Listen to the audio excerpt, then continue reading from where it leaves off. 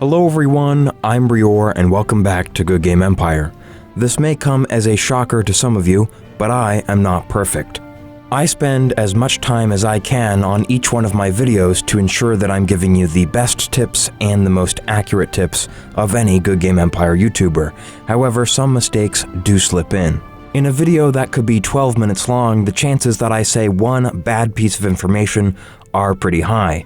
However, here's the good news. My channel has a lot of informed and experienced subscribers who are ready to correct me in the comment section.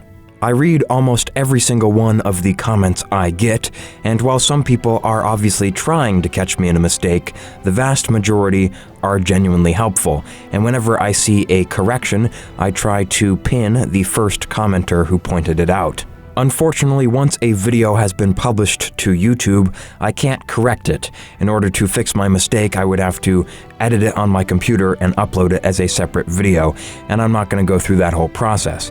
However, I thought that today I would take some time to recognize some errors that I've made in recent videos and give credit to the people who pointed them out. That way, if any of my viewers are not in the habit of reading the comment section, they will get the correct information as well. So without further ado, here is a short list of some of the things that I've got wrong about Goodgame Empire. In my previous video, How to Become Rich in Goodgame Empire, I made two mistakes. The first was that I forgot to mention that there is a barracks build item that can reduce the cost of recruiting troops. If you apply this in all of your castles, that will greatly reduce the amount of coins you'll need to spend to recruit more armies, and of course that is probably your biggest expenditure. So thanks to Dan Seriously for pointing this out. He also has a YouTube channel for Goodgame Empire, and you can check it out at the link in the description down below. But there was also a second error or omission that I made in that video, and it wasn't actually a mistake, I just didn't know about this. There is a Hall of Legends perk called Penny Pincher, and while I had always dismissed it as not being very useful, I've been told by a very knowledgeable person in the game that it can save millions of coins. When you fully invest into this perk, you can save up to 90% on the regular travel costs your troops will accrue. This perk only affects the base travel cost and will not lower the cost of using the stables. However, with each NPC attack that you send out, you might be spending around 1,500 coins, and this perk will lower that to around 100 per attack. And if you're sending out hundreds of attacks a day or a week, that will add up over time. So thanks to Hervius for pointing this one out. He actually also has a Goodgame Empire YouTube channel, and you can check that one out also at the link in the description. During the last video I made in 2018, I complained a bit about the collector events, like for example the Winter's Prey. During those events, players get to send PvP attacks at other players, but nobody actually loses troops and no honor can be gained. It's kind of like fake PvP.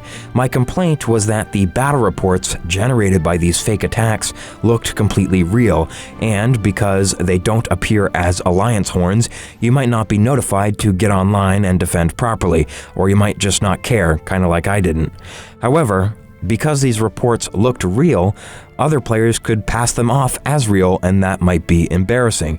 However, it was pointed out to me in the comment section by Alex that these reports don't show any glory, so if you see a battle report against another player that doesn't offer glory, that should be a red flag that will tell you it is a huntsman attack or a collector attack.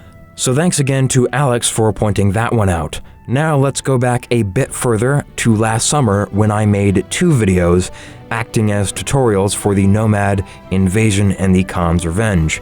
In those videos, I specified a list of reasons as to why you should be attacking the Khan camp. Namely, it gives a few more Khan tablets, it generates rage, which will give you Khan medals, which you can spend on various rewards in the shop, etc., etc.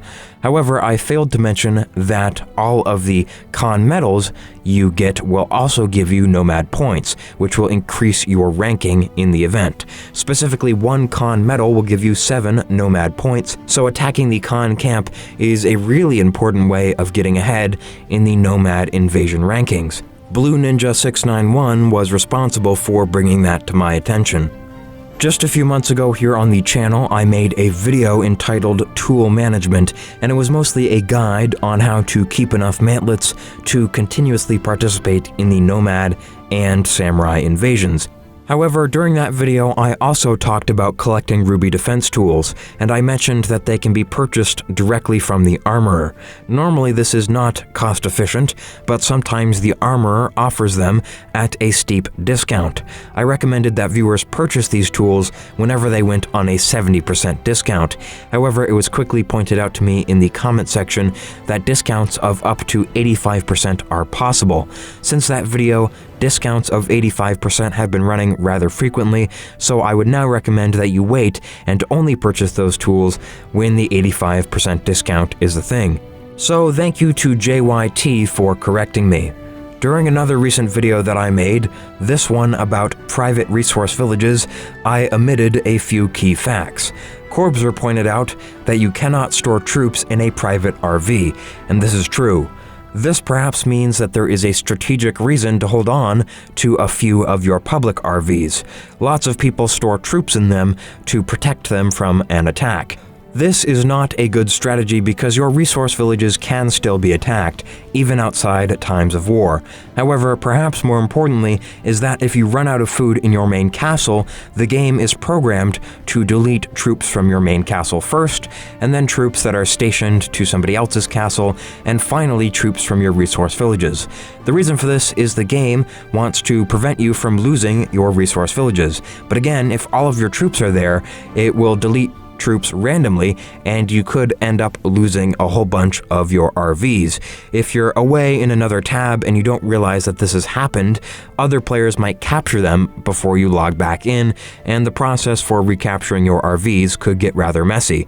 So in summary, you cannot store troops in private resource villages. You can in public RVs, but I wouldn't necessarily recommend it. At any rate, thank you again to Corbzer. Our last correction is not so much of a correction, but simply an update.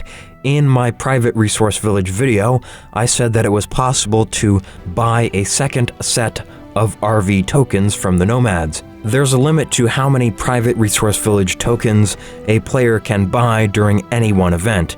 However, when the Nomad vendor disappeared and came back, that limit got reset, and you could purchase about 45 more RV tokens. Ever since the developers added the Khan's Revenge component, the Nomad shop, for some reason, reset itself in the middle of the event, and so it was, at one point, possible to purchase RV tokens before the reset, and again after the reset, but Goodgame Studios addressed this pretty much right when my video went up, and it's no longer the case. So once again, that wasn't a mistake on my part, but sometimes the developers fix things right after I mention them in the videos, and that can get really annoying.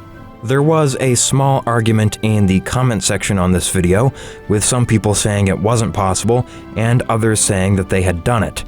Good news, everybody, you're all right. I think that will wrap it up for today's video. Certainly I've made many more errors in my videos, but those were all of the recent ones that I felt needed addressing.